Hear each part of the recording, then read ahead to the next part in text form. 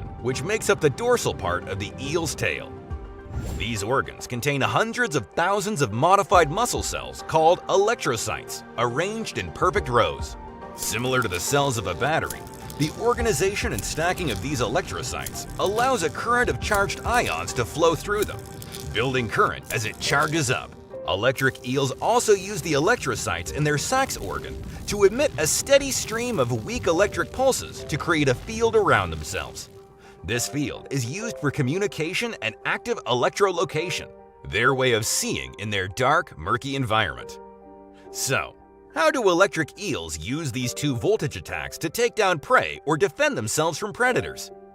After sensing a disturbance in the water, electric eels emit 2 or 3 strong pulses, as much as 860 volts.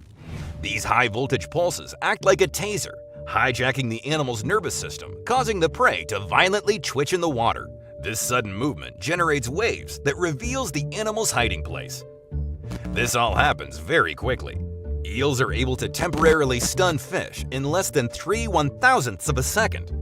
Once the prey is immobilized, the electric eel can swallow its meal whole. Oh, and if that's not terrifying enough, by curling up, the electric eel can actually make the discharges even more intense by overlapping the electric fields generated at each end of the electric organ. You're not just in danger in the water either. Electric eels are known for leaping out of the water, pressing their chin on you for an even more intense shock. So why is this? When an eel is completely submerged, the current is conducted by the water, closing the loop. When they leap out of the water and press their chin, the positive pole, against their target, the electrical current is forced to travel through the body of the target to reach the negative pole. The end result? An even bigger shock. Scientists measured this in an experiment using a prosthetic arm fitted with electricity sensors that lit up when activated. When the arm was placed into the tank, the eel leapt out of the water, causing the highest discharge from just underneath its chin. How are you at handling electric shocks? Are you brave enough to swim with an electric eel? Let us know in the comments below. So, we know electric eels regularly take down small fish, but what about larger animals? Curious dogs are no match for the static charge of an electric eel. In fact, one shock sends this German Shepherd whimpering.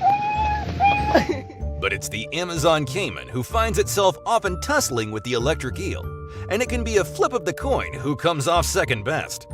Sometimes, the warning pulses of an electric eel stop the caiman dead in its tracks, the ravenous reptile convulsing violently for a few seconds before regaining his composure and making a run for it.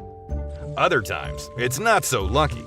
If a caiman manages to get a decent bite on the eel as the high-voltage shocks are discharged, his jaw clamps shut and the pair are locked in a shocking stalemate.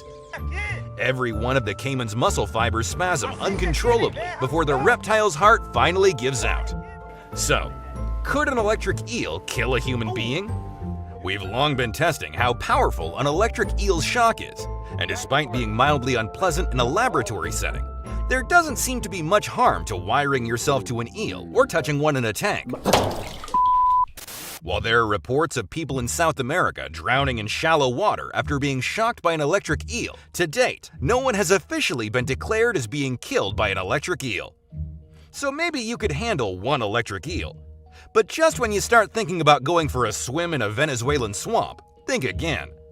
A recent research expedition in the Amazon discovered that electric eels actually hunt in large